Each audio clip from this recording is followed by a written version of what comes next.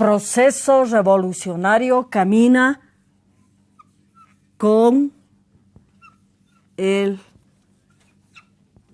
pueblo. Estamos con el pueblo en la piel por Abya Yala Televisión. Este feminismo comunitario de Abya Yala, este movimiento comprometido desde estas voces de América Latina, también llamada Abya Yala, desde la visión de nuestros pueblos originarios. Hermanas y hermanos, muy buenas noches. Nuevamente conversando sobre temas de profundidad que acompañan al proceso de cambio. Como dice, el proceso revolucionario camina con el pueblo. Nos está visitando nuevamente nuestro hermano Fernando Rodríguez. Nano, muchas gracias por estar acá presente. ¿Ya? Un abrazo, hermano. Ya la gente te conoce. ¿Tú quieres decirle algo de ti a la gente? Bueno, otra vez volviendo como caserito al programa, esperando poder contribuir al análisis y a la reflexión de los compañeros y compañeras en torno al proceso en que vivimos. Bien, hermano.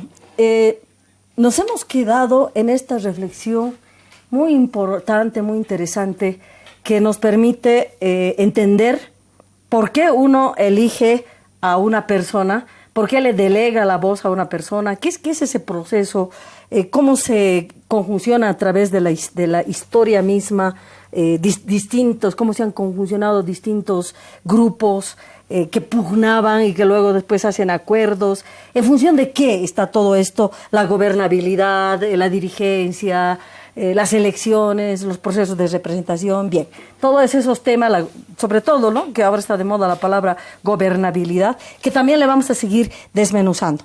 En principio, entonces, hermano, ¿de qué estamos hablando cuando hablamos de representación, de delegación de la voz, de la palabra, dentro de un proceso de cambio revolucionario? Previamente, Nano, cualquier grupo humano necesita organizarse. El propio anarquismo, en los años 90, Mujeres Creando Comunidad nace siendo feminista anarquista. En ningún momento hemos sido orgánicos y cada quien ha hecho lo que se le ha pintado en gana, ¿no? O sea, hemos tenido una organización. Solo el individualismo no necesita organización, porque es individualismo, pues, ¿no? Pero quienes somos un grupo humano y que reconocemos que la otra persona es importante también para continuar caminando, y que somos realistas y no somos burgueses que tenemos el kiwi, que podemos ser totalmente individualistas, ¿no? No sé cómo un pobre puede ser totalmente individualista. Siempre dependemos, ¿no? O nos relacionamos. Entonces, en ese plano, Nano, ¿cómo se entiende la organización y la necesidad de delegar la voz, de buscar una representación y de elegir a alguien y darle ese mandato a alguien? ¿Cómo lo explicamos? Yo creo que el ser humano es un ser social por excelencia. Es decir, no podemos concebir organización social sin organización. Es decir, la organización social es una necesidad, ¿no es cierto?, no solamente para la sobrevivencia del ser humano desde sus épocas más primigenias, sino también en el propio desarrollo de las sociedades. Desde las sociedades que no tienen Estado, ¿cierto?, ya tienen un nivel de organización, hasta las sociedades más modernas que tienen un Estado moderno tienen también su nivel de organización. Es decir, la organización está totalmente implícita en la necesidad del ser humano de poder convivir. No podemos ser autosuficientes, necesitamos siempre del otro, de la otra, ¿no? Y en esa medida, esa relación de solidaridad, de compartir, de complementariedad, etcétera, se convierte primero en una estrategia de sobrevivencia y después en una necesidad para sobrevivir, ¿no? Y toda sociedad, por tanto, su nombre lo indica, ¿no es cierto?, amerita niveles de organización. Ya. Ahora, mira, cuando estábamos hablando de marxismo, ¿no? O sea, Engels habla de un proceso, ¿no? De la horda primitiva, la sindiásmica. ¿Tú cómo lo ves esa mirada eurocéntrica, androcéntrica? Diría, además de androcéntrica, no solo racista, sino inclusive histórica de su propio origen, ¿no? O sea, como pensar, sentir que la civilización que consiguen, digamos, en 1840, 50, que por ahí está el momento de la constitución del propio marxismo como propuesta, bebe del racionalismo burgués, del triunfo que tiene la burguesía y el racionalismo, el iluminismo, ¿no? Respecto al oscurantismo feudal. Y resulta que se creen como que se hubieran bajado de Marte, así completitos. No entienden el proceso natural, se desprenden de la naturaleza, porque nosotros mismos somos un conjunto de células, ¿verdad? Y necesita una organización nuestro propio cuerpo. Bueno, tal vez me estoy yendo por las ramas, pero a lo que quiero ir es cómo hay una negación por parte del marxismo, creo yo, de la vertiente natural de lo que somos las sociedades, de la humanidad, de la vertiente natural, cosa que en nuestras culturas indígenas originarias en ningún momento hemos roto, ni tenemos esa pretensión de decir, pucha, pues los salvajes, digamos, ¿no? Pero la propia Europa, respecto a su pasado, lo ve como los salvajes, esa forma lineal de comprender su historia. Y a ver, creo que eso tiene que ver básicamente con justamente el desarrollo de la ciencia, de las ideas, ¿no? Evidentemente tú señalas bien que en el oscurantismo los criterios de verdad, ¿no es cierto?, estaban basados sobre todo en torno a la fe, ¿no? Era una mirada religiosa de las cosas, una mirada que tenía en la teología y un poco en el derecho, digamos, y en algunas ciencias matemáticas los criterios de verdad. Pero ¿qué pasa cuando se produce el salto hacia el iluminismo, ¿no es cierto? La ciencia, a partir del desarrollo de las ideas positivistas, y esto es importante subrayar, ¿no es cierto?, que consideran como criterios de verdad la observación, la experimentación y el cálculo, ¿no? Todo lo que se observa, todo lo que se experimenta, todo lo que se calcula es real, ¿no es cierto?, ese es el criterio. Dan un salto a las ciencias, ¿no es cierto?, en esa línea de la investigación. Y a partir de eso, de la mirada positivista de las cosas, se desarrolla pues toda la historia de la modernidad, ¿no? Y la historia de la modernidad nos lleva no solamente al desarrollo de las ideas en torno a la ciencia, la filosofía, la teología, sino también del Estado. El Estado moderno es resultado de aquello, ¿no? Y por tanto, el Estado moderno, ¿quién lo impulsa? ¿Quién lo diseña? La burguesía, pues, ¿no? Porque esa burguesía estaba transformando las formas antiguas del Estado, que estaban basadas en una estructura monárquica y feudal. Entonces se rompe ese concepto, se plantea el Estado moderno y ahí queda el positivismo, ¿no es cierto?, como un núcleo filosófico para entender la realidad. Entonces, libertad, fraternidad, propiedad, igualdad y todo aquello, ¿no es cierto?, está enmarcado en el concepto positivista. Pero esa es la visión eurocéntrica, pues bien lo dices, ¿no es cierto? Y evidentemente el marxismo también tiene una raíz y un origen en aquello. Pero yo te señalo así con certeza que justamente los instrumentos, las herramientas que nos da el marxismo nos pueden ayudar a entender el desarrollo del Estado y la política en países como los nuestros, que no son europeos, sino que tienen otro tipo de connotaciones estructurales en lo económico, en lo político, en lo social.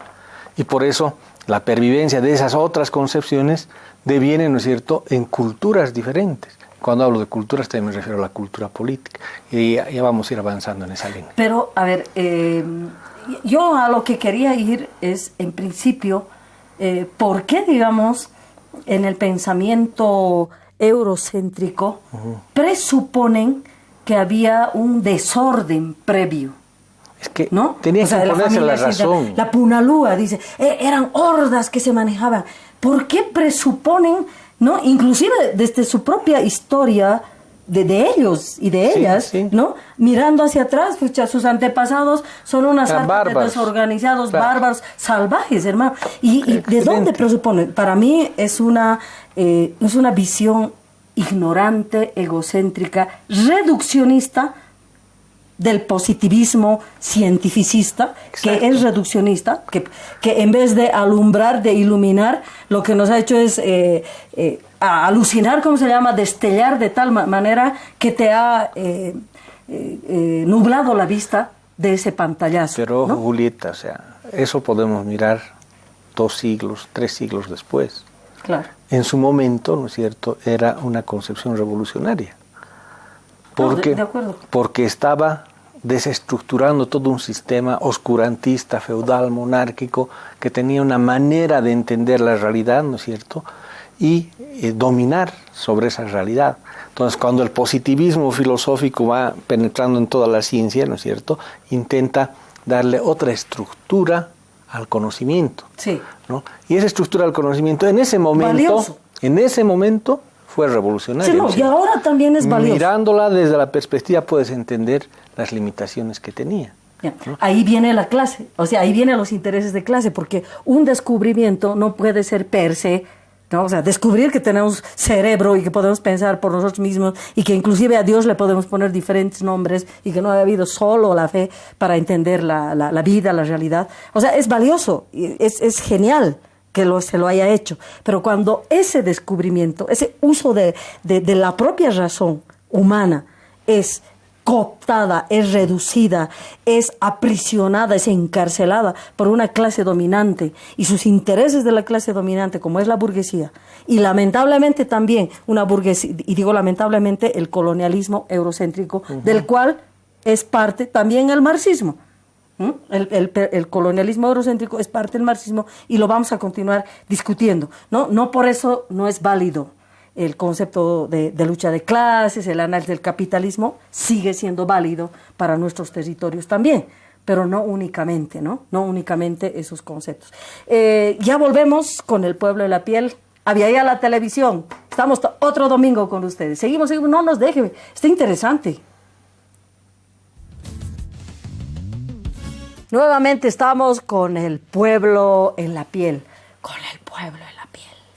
Aquí hablando, discutiendo, profundizando, esa discusión que nos permite ampliar nuestros horizontes, entender al hermano, entender a la hermana, encontrar caminos conjuntos, irnos reflexionando, porque nadie tiene la verdad. Cada quien aquí está contribuyendo con sus reflexiones. Fernando Rodríguez esta noche con el pueblo en la piel por Avia la televisión.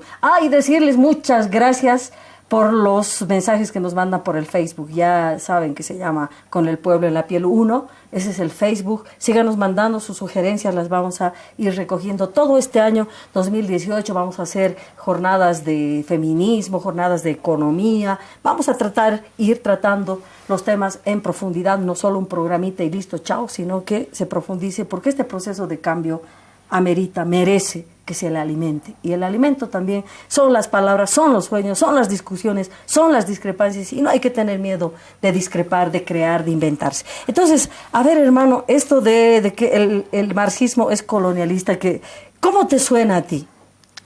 A ver, si tú me hablaras de una religión, ¿no es cierto?, podría entender que tiene un impacto colonialista sobre determinado territorio y población.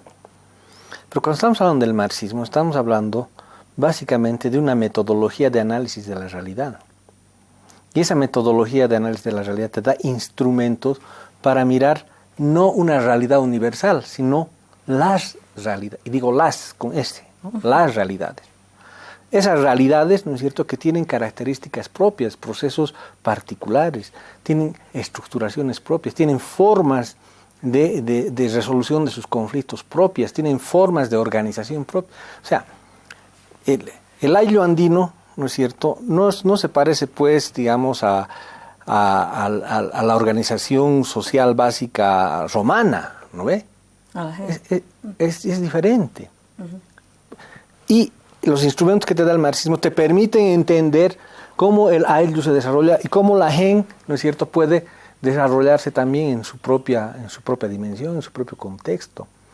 Por tanto, el marxismo, ¿no es cierto?, no podemos entenderlo como una suerte de dogma, sino más bien como un instrumental que te permite justamente analizar la realidad, entender sus contradicciones, entender cómo se desarrollan esas contradicciones en torno a intereses, entender que esos intereses básicamente son económicos, siempre, ¿no es cierto?, y que a partir de los intereses económicos se va produciendo otro tipo de escenarios, ¿no es cierto?, en los cuales un grupo con determinados intereses va a dominar a otros o otro, ¿no es cierto?, y va a producir su propia hegemonía al interior de un momento de la historia, porque tampoco son cosas que son situaciones que se mantienen eternamente, ¿no es cierto? La propia dinámica de las cosas va transformando esos procesos. Entonces, lo que te da el marxismo es un instrumental, ¿no? Un instrumental que no te plantea que tengas fe para creer en lo que viene, sino te da elementos para mostrarte las posibilidades que pueden plantearse en su desarrollo. Comprendido. Me explico, hermano, por qué planteo el colonialismo del marxismo. Y yo soy guevarista y soy marxista. No es que no lo soy. Uh-huh. Soy guevarista y marxista. Uh-huh. ¿No? Y primero soy guevarista que marxista. Porque ahí está un ejercicio uh-huh. concreto, digamos, de aplicación del marxismo. ¿Y para qué me voy a estar inventando? Soy guevarista y soy marxista. Entonces, no es que estoy desechando. Pero ¿por qué digo que el marxismo es colonialista? O sea, primero, en el sentido de algunos textos que no me recuerdo cuál de los que... Creo que está en El Capital, que... Lo que plantea Marx es cuando analiza las sociedades, por ejemplo, latinoamericanas uh-huh. y el colonialismo, sí, ¿no? Lo que él plantea es que aquí se tendrían que desarrollar la burguesía. Sí. Ya, yo soy aymara y que tendría que desarrollarse la burguesía para que entonces haya un proletariado fuerte. Y eso, hasta ahorita eso lo maneja el POR. ¿No? El POR de Guillermo Lora siempre maneja. Hay que desarrollar las fuerzas productivas. ¿Qué es desarrollar las fuerzas productivas? Que haya capitalistas, que haya burgueses, que haya una burguesía nacional. Es lo que quieren los burgueses nacionalistas, digamos. Y entonces ahí se va a fortalecer, va a haber un proletariado y ahí entonces el marxismo va a entrar y va a hacer su tarea política y se va a lograr la lucha de vencer en la lucha de clases a la burguesía que oprime y explota, ¿no? Entonces, esa es el planteamiento. Es un planteamiento lineal. O sea, que se tiene que cumplir esa etapa de hacer la industrialización, ¿es verdad? Uh-huh. Cuando o sea, por lo tanto, en ese sentido, defiende el colonialismo burgués, porque aquí nuestros procesos políticos burgueses no han sido no desprendidos de la colonia, sino han sido propiciados, alimentados, y es una burguesía racista, no es cualquier burguesía, es una burguesía colonialista racista, con la que ha empezado Bolivia mismo, ¿es verdad? Uh-huh. Luego, leemos 1781, las sublevaciones de nuestras abuelas y de nuestros abuelos, uh-huh. que plantean un anticolonialismo, uh-huh. pero desde nuestras raíces, desde uh-huh. nuestras vertientes, y plantean formas de vida, formas de desarrollar, digamos así, la producción, porque ya se había visto, los obrajes existían, ya existían las minas, y había las máquinas también, y habían las herramientas, no es que no había eso, ya había el capital, ya había la moneda, ¿no? Entonces, todos esos elementos los recogen nuestros abuelos en 1781, antes de la Revolución Francesa, uh-huh. ¿no? Y los plantean como una posibilidad de vida, pero que no era burguesa, uh-huh. y por lo tanto no iba a ser tampoco marxista, uh-huh. ¿verdad? Y que fracasa. Entonces, no le estoy culpando, sino que lo que estoy diciendo es que al no leer estos otros procesos del marxismo, propio Marx, ¿no? Y los marxistas posteriores que son dogmáticos, entonces lo que hacen es aplicar el modelo, pues, ¿no? Y en ese sentido dogmáticos, y lo que está tratando de hacer, yo pienso, Bolivia, la revolución boliviana, el proceso de cambio boliviano, es nutrir, se está hablando de socialismo comunitario, que creo que es ese intento. Nosotros hablamos de feminismo comunitario. Ver, tienes 3 minutos antes del próximo bloque, hermano. Ya, a ver. Sí, recuerdo el texto de Marx sobre las colonias, ¿no es cierto? Y el papel de América. ¿No, y el no, es otro texto, es otro texto. Yeah. Y el papel, digamos, de desarrollo de los procesos locales en la perspectiva de construir una clase que sea capaz de liberarse del poder colonial, ¿no ve? Sí. Ya, pero ese tipo de lectura, ¿no es cierto?, se da en su momento, ¿no?, a partir de las condiciones materiales de análisis que tenía Marx también sobre nuestros procesos, ¿no ve? Hay que entender eso, o sea, no solamente tienes que tener grandes ideas, sino fuentes para poder sacar algunas conclusiones. Yo quiero imaginarme, ¿no es cierto?, que no es una lectura lineal, sino que más bien es una lectura que es resultado de los materiales, las fuentes que tiene como para sacarlas, ¿no?, que probablemente no eran las suficientes ni las mejores.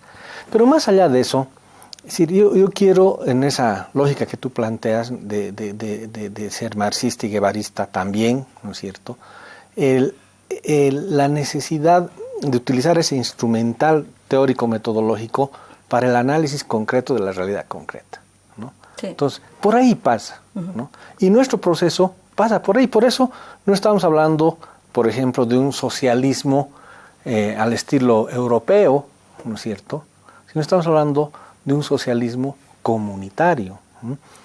Un socialismo que tiene que tener sus propias raíces en la realidad local, un socialismo que tiene que partir entendiendo los procesos de formación de las nacionalidades, de las estructuras sociales dentro de las nacionalidades, su articulación dentro de la fallida república, ¿no es cierto?, para plantearse que hoy un Estado plurinacional que entienda una economía, una cultura, un tipo de estructuración social diferente, que no es, porque la republicana no ha dado resultado. No, pues no. ¿Por qué? Porque tanto, digamos, desde la línea más marxista, ortodoxa, dogmática, como desde la vía liberal, ¿no es cierto?, no se cumplieron un conjunto de condiciones para hacer posible ese Estado moderno en nuestro país, ¿no? O sea, no se pudo desarrollar una burguesía, no se pudo desarrollar un Estado en el sentido, es decir, más eurocéntrico.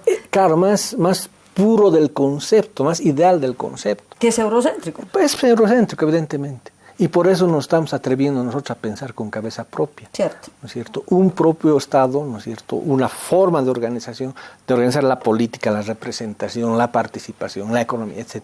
Entonces, ese es el gran desafío, dejar de pensar en el marxismo como un gorro, ¿no es cierto? Me pongo mi gorro marxista y ya pienso como marxista. No, por favor, tenemos que dejar desplegar nuestras ideas, desarrollar nuestro análisis, igual que hizo Mayrategui, ¿no? Mayrategui analizó la situación peruana desde el marxismo, ¿no?, para entender la propia realidad peruana desde el marxismo. Ese es nuestro desafío. Estamos con el pueblo en la piel. Hermanas, hermanos, en el próximo bloque vamos a profundizar en esto, ya que es esta nuestra realidad, es este nuestro país, este es nuestro territorio. Aquí estamos viviendo cómo vemos la representación política, esto de los caudilismos, liderazgos, dictaduras, dictadores, dirigentes. O sea, ¿cuál es la necesidad que tenemos como organización social, como sociedad, de nombrar, de delegar, de seguir, de secundar o de desbaratar, colgar, matar y no sé? Ya eso vamos a estar discutiendo, que tiene mucho que ver cómo encaramos este 2018 y el 2019, este proceso al 2020, donde vamos a volver a elegir y que está en tela de juicio nuestro compañero y hermano Evo Morales, pero que él es una persona. Nosotros somos el pueblo y ahí vamos a ir discutiendo cómo se delega la representación y cómo construimos representación y mandato desde nuestros pueblos.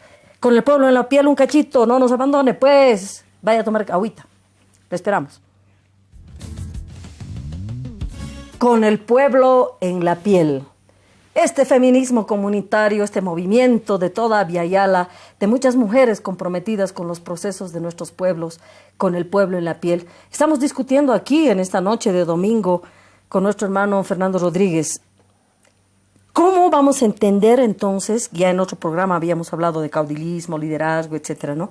Y habíamos visto algunas diferencias, hermano, ¿no? Tú decías, ¿para qué? ¿Por qué vamos a tener miedo del caudillo? ¿No? Entonces analizaremos. Yo también digo, ¿por qué vamos a tener miedo? Pero hay que analizar, digamos, históricamente a qué responde ese sonido, ¿no ve? Antes nos decían indio, ¿no? Y Imilla, que, pucha, te sentías así. Ahora, Imilla, indio, sí, ¿qué? ¿No ve? Entonces depende el momento histórico. Líder, dirigente, representante, caudillo. ¿Cuáles son las diferencias, hermano? A ver, igual que cuando hablamos del Estado moderno, ¿no es cierto? Muchos amigos, amigas, conciudadanos que están en la vereda del frente, ¿no es cierto? ¿Qué te plantean? Amigos. No, siempre van a ser amigos, a pesar de todo. Yo me enojo. Mentira. Nos van planteando, ¿no es cierto?, modelos ideales de lo que debería ser el Estado, ¿no? Siempre están en el deber ser, ¿no? El Estado moderno en su expresión más pura, ¿no?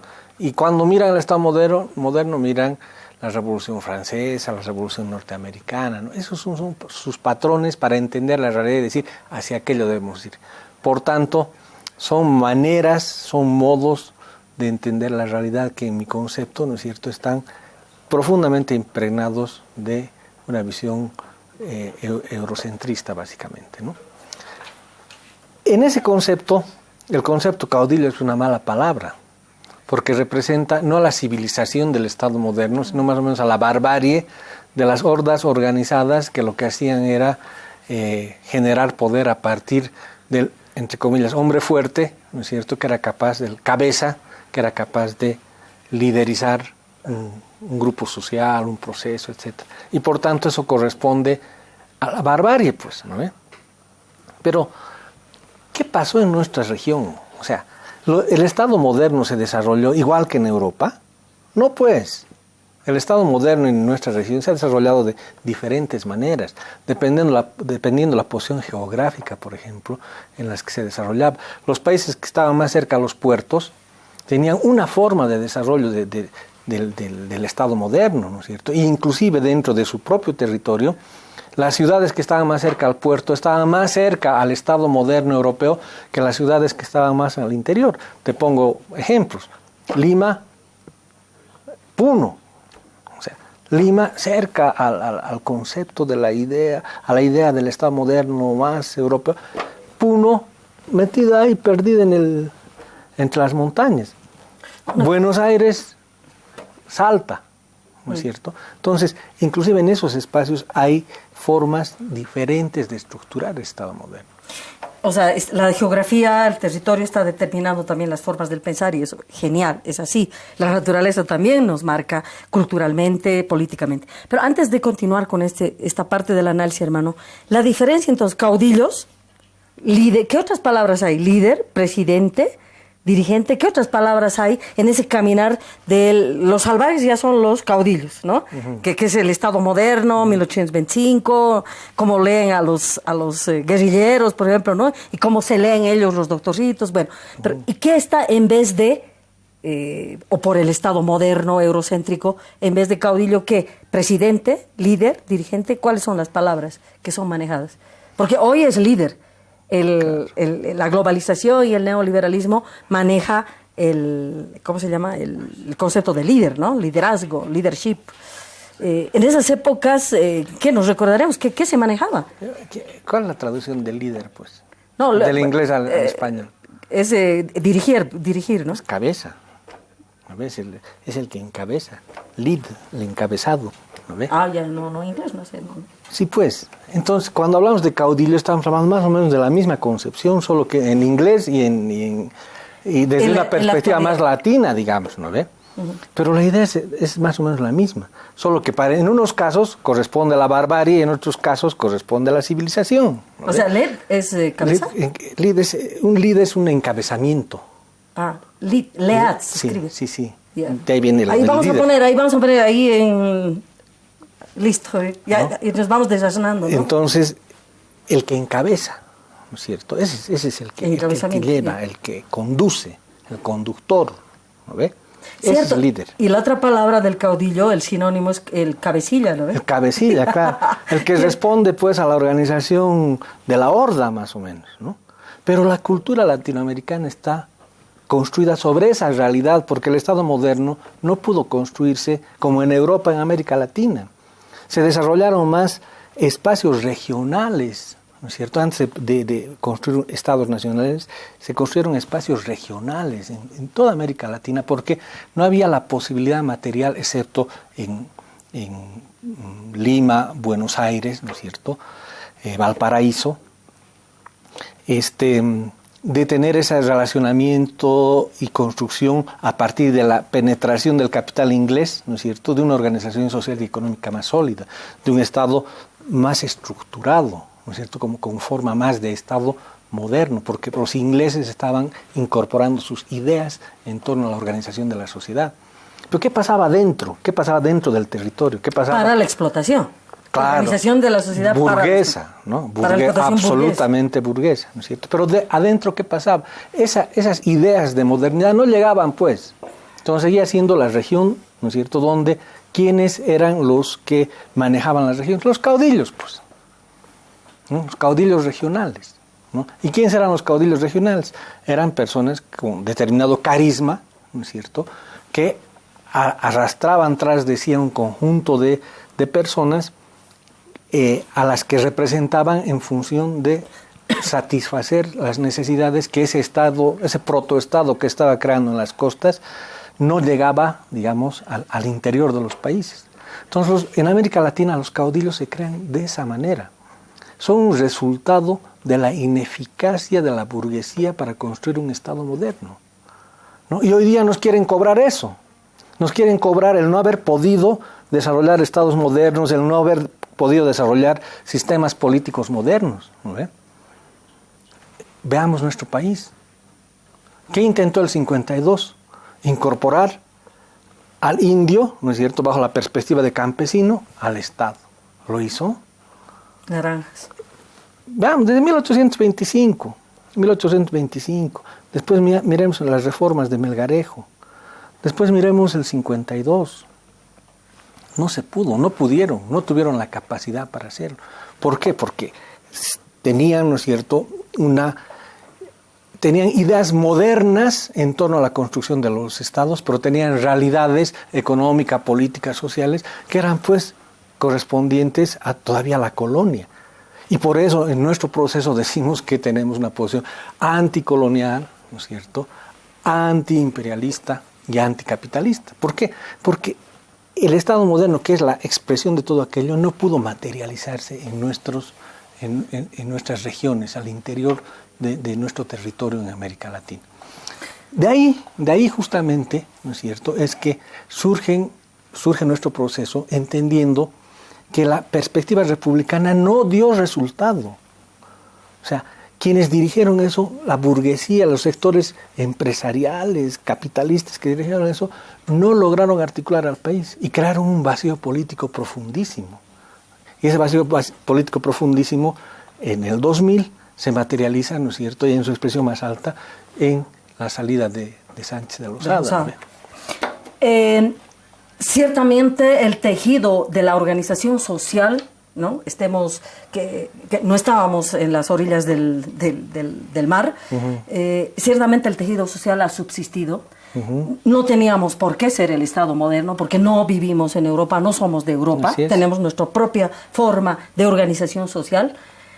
Y esas formas de no haber sido un Estado moderno son las formas de resistencia anticolonial, antiimperialista, anticapitalista, como tú lo dices, que para nosotras también sería una forma de despatriarcalización de nuestras sociedades, que las hemos mantenido.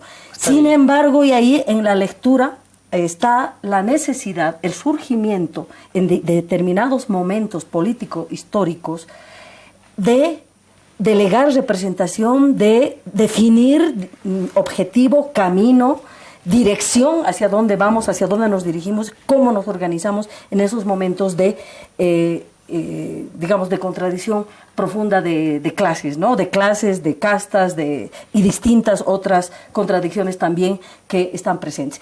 Ya volvemos con el pueblo en la piel.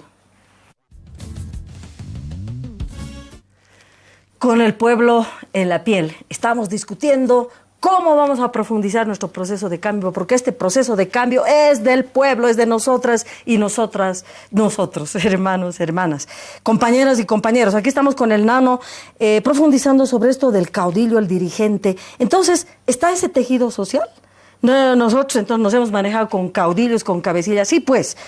Y ahí viene cómo nos organizamos para hacer las revoluciones. ¿Cómo nos organizamos para solucionar la vida explotada que hemos tenido, las muertes que hemos tenido, la falta de salud, la falta de condiciones de desarrollar la vida, de producir, de ser alegres, de estar felices, de ese suma camaña, de ese suma jacaña, de toda esa fuerza que siempre un pueblo tiene, quiere estar tranquilo, bailando, bueno, ahora morenadas, aquí ves nuestros cantos, comiéndonos bien, criando las guaguas, sin lastimarnos, sin golpearnos. Bueno, eso es lo que uno busca, lo que persigue, y busca que el resto de la gente también le ayude a hacer eso, y que si hay algún dirigente, que si hay algo que vamos a nombrar, que cuide esa estabilidad de la sociedad. Es básicamente eso lo que tenemos. Y eso, entonces, en ciertos momentos de nuestra historia, ¿no? Tiene contradicciones muy profundas. O sea, ya se pasan de la explotación, de la discriminación, del sufrimiento, se pasan. 2001 lo hemos tenido, y hemos tenido el 52 también, se han pasado ya, o sea, se aguanta, pero ya también se pasan. Esos son los momentos que nosotros no nos hemos organizado previamente, con una línea, ¿no? Hemos nombrado democráticamente al Comité Central, no nos hemos organizado así. Bolivia, y ahí está, somos un país fundamentalmente insurreccional. Así es. Nos levantamos y con lo que tengamos, la silla le damos en la cabeza, si tenemos una onda con onda, si tenemos un chumbo, o sea, con lo que tengamos, somos fundamentalmente insurreccional. Qué lindo, ¿no ve? Que no estamos perdiendo tiempo en prepararnos para el momento, porque estamos bailando, estamos creando, estamos tocando guitarrita, ¿no? Pero cuando nos llega el copete, ya pues ahí salimos. Y a eso responde entonces esto, ¿no? Caudillos. Y entonces, ¿cómo se da ese proceso? Porque el Evo, estaba el Felipe Quispe, estaba ¿cómo se llama el de la COP? El minero, pues, de Guanuli. No, el otro, el del 2000. Pucha, no me acuerdo su nombre del cuate, pero que también estaba ahí, ¿no? Manejando aquí en el 2001. Ya, compañero, ¿no? Ya, bueno, se me ha ido el nombre. Pero estaba como digamos, como fuerza, estaba el Felipe, pues, también. Sí. ¿No ve? Y en el alto estaba el de Fejuve. Sí. ¿No ve? Pero, que ya inclusive hasta nos hemos olvidado de sus nombres, ¿no? Pero los que quedan son ellos. ¿Cómo se posicionan? ¿Cómo los posicionan? Es el Evo, porque el Evo no estaba en La Paz, no estaba en Bolivia. Entonces, ¿cómo él estaba dirigiendo, ya lo tenía planificado? No es así. Es el pueblo que lo hemos posicionado o no. Y hemos discutido. Había unos que no queríamos. Yo no quería que sea el más como estaba. Yo quería que se haga un instrumento político con más gente, por ejemplo, ¿no? Pero el pueblo gana, pues, te han presionado, no hemos tenido tiempo para construir un instrumento político mucho más amplio que el que teníamos. Pero bueno, aquí andamos y estamos pues con el proceso de cambio, hermano. Que esos procesos, ¿no es cierto?, tienen que ver justamente, como señalas, con mucha espontaneidad, ¿no es cierto?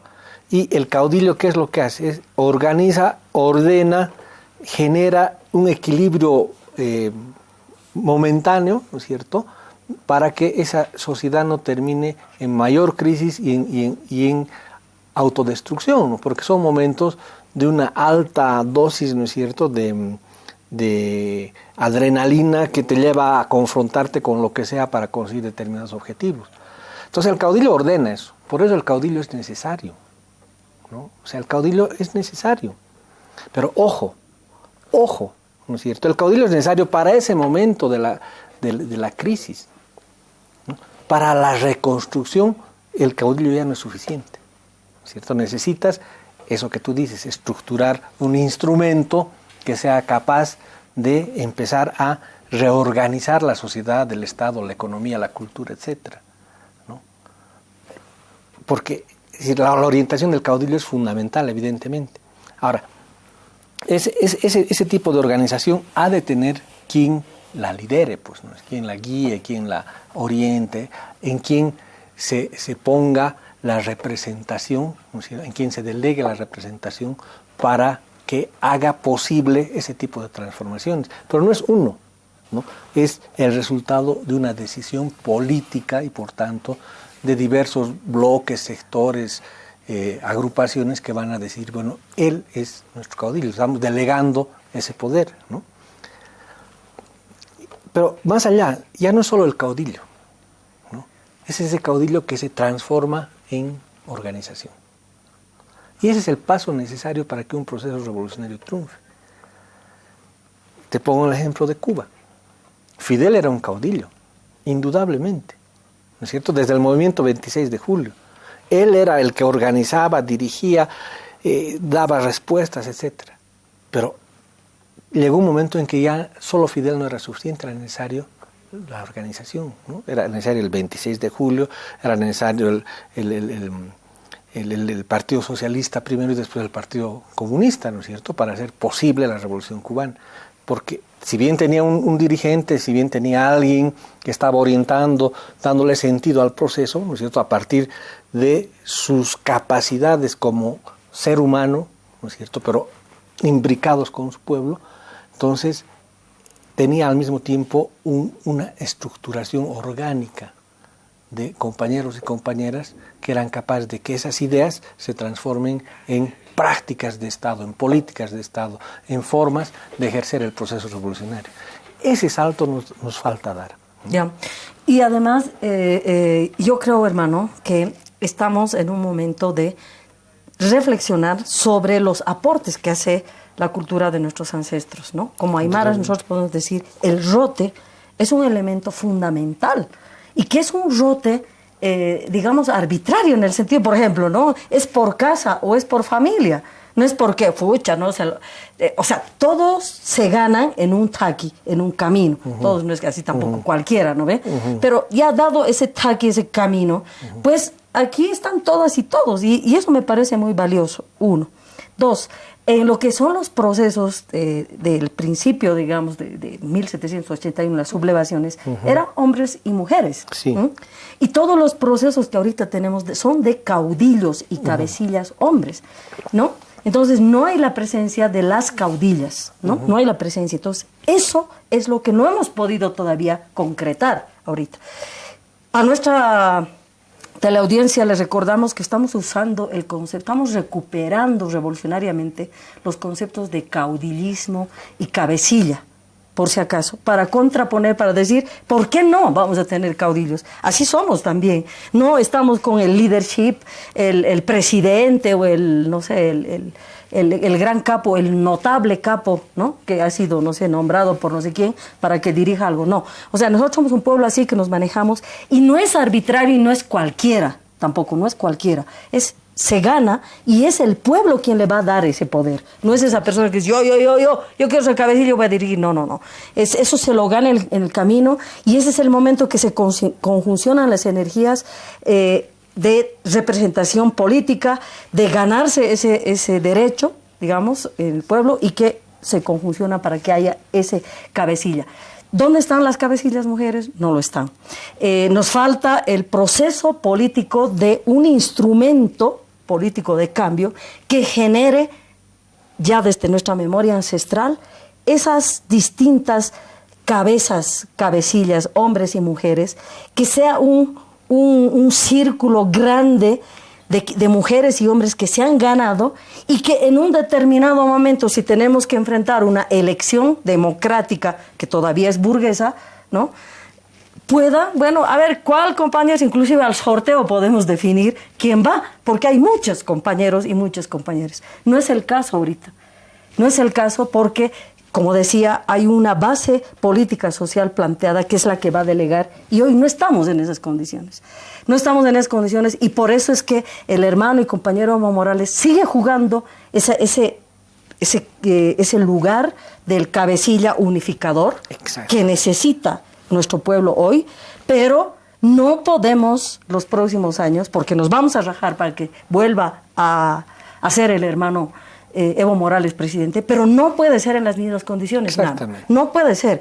Necesitamos profundizar, necesitamos crear todo ese grupo de hermanas y hermanos que de las distintas regiones, hombres y mujeres, que aquí estén presentes y que podamos tener esa capacidad de nombrar entre muchas y entre muchos, y que nos digan, ese un hito nomás tiene. Tu despedida, hermano, y muchas gracias, creo que hemos logrado profundizar. Muchas gracias por haber estado en el programa. Tu despedida, por favor. Muchas gracias, más bien te digo yo, por permitirme desarrollar alguna idea en torno a este concepto, recuperarlo para nosotros, para nuestra historia, como un concepto que es válido en determinadas condiciones, pero que amerita, ¿no es cierto?, ser superado por el proceso mismo. Y de eso se trata. Entendamos nuestra realidad, entendamos al caudillo como esa suerte de fuerza centrípeta, es decir, que en vez de disparar en determinado momento las fuerzas hacia afuera, ¿no es cierto?, las construye hacia adentro, cohesiona hacia adentro, solidifica hacia adentro, ¿no es cierto?, pero conseguido eso no puede quedarse como una piedra, ¿no es cierto?, solidificado bien, sino más bien tiene que empezar a desarrollar sus capacidades para incorporar a los otros hombres y mujeres que son necesarios para que ese proceso avance. Gracias, Nano. Esto es Con el Pueblo en la Piel, un domingo más aportando de este proceso de cambio que lo amamos, desde esta patria que la amamos. Les esperamos el próximo domingo a las 9:30 de la noche por este mismo canal, Abya Yala Televisión, Con el Pueblo en la Piel. Chao, chao, nos vemos.